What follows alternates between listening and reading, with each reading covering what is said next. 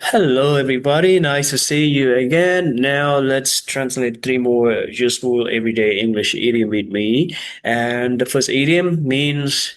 in a way that makes people or things seem completely bad or good, or completely right or wrong. In a way that makes people or things seem completely bad or good, or completely right or wrong. អញ្ចឹង idiom ហ្នឹងគឺមានន័យថានៅក្នុងផ្លូវមួយដែលធ្វើឲ្យមនុស្សឬក៏វត្ថុទំមើលទំនងជាមើលទៅទំនងជាអាក្រក់មែនទែន completely bad ឬក៏ completely good ឬក៏ល្អមែនទែនឬក៏ completely right ត្រូវហ្មងឬក៏ completely wrong ខុសហ្មងអូខេអញ្ចឹងខ្ញុំសម្រាយណា idiom នោះបានន័យថាចេះបើយើងនិយាយថាវាអូខេឥឡូវយើងមើលឧទាហរណ៍សិនចាំខ្ញុំសម្រាយបន្ត Okay, it's a complex issue, but he only sees it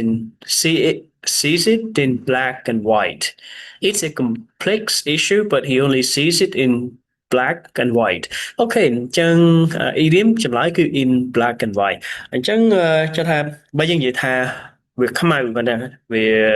ខុសតែបើ white បើន័យថាវាត្រូវเนาะអញ្ចឹងបើយើងគិតថាវា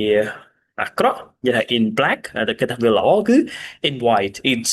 in white it's in black ចឹងទៅណា so it's in black and white អឺប៉ុន្តែជាការពិតយើងមិនអាចនៅក្នុងជីវិតយើងរស់នៅយើងមិនអាចថារបស់អ្វីមួយវាខ្មៅ100%ឬក៏វាខុស100%ទេយើងមិនគួរនិយាយចឹងព្រោះមិនទាំងអស់ហើយវាទៅតាមស្ថានភាពត្បិតថាយើងឧទាហរណ៍ជាក់ស្ដែងត្បិតតែប្រទេសយើងមានច្បាប់ប៉ុន្តែករណីខ្លះបើយើងយកច្បាប់ទៅនិយាយទាំងស្រុងហ្មងក៏អត់ត្រូវដែរយើងត្រូវមានហេតុផលយើងត្រូវស្ដាប់ហេតុផលយើងត្រូវមានចំណុចកណ្ដាលថាអូខេករណីហ្នឹងយើង apply គឺយើងប្រើច្បាប់យើងហ្នឹងត្រូវអត់ឬក៏យើងត្រូវមានករណីលើកលែងអីចឹងណាអញ្ចឹងយើងក្នុងការរស់នៅតែមានការលើកលែងហើយតែបើ idiom នេះចង់និយាយថាវាមានតែពីរគឺបើមិនខុសត្រូវបើមិនល្អគឺអាក្រក់ and yeah in black and white ណាចម្លើយគឺខាងក្រោមមិញ and the next one uh, in writing or in print ចឹងនៅក្នុងការសរសេរឬក៏ការបោះពុម្ព I never thought they'd put it in black and white on the front page. I never thought they'd put it in black and white on the front page. អញ្ចឹងខ្ញុំមិនដែលគិតទេថាពួកគេនឹង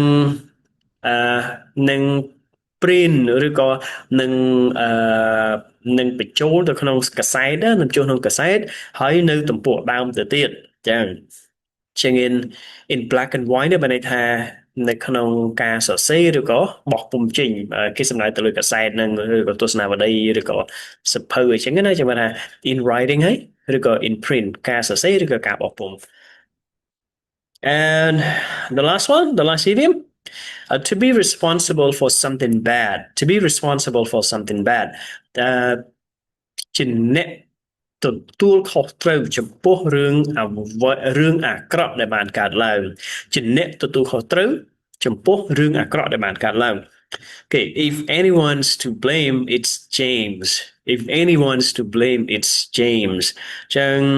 ជាអ្នកទទួលខុសត្រូវចំពោះរឿងអាក្រក់ដែលកើតឡើងគឺគេនិយាយថា be to blame for something. All right. So, thank you so much everybody. I'll see you next time. Take care and bye.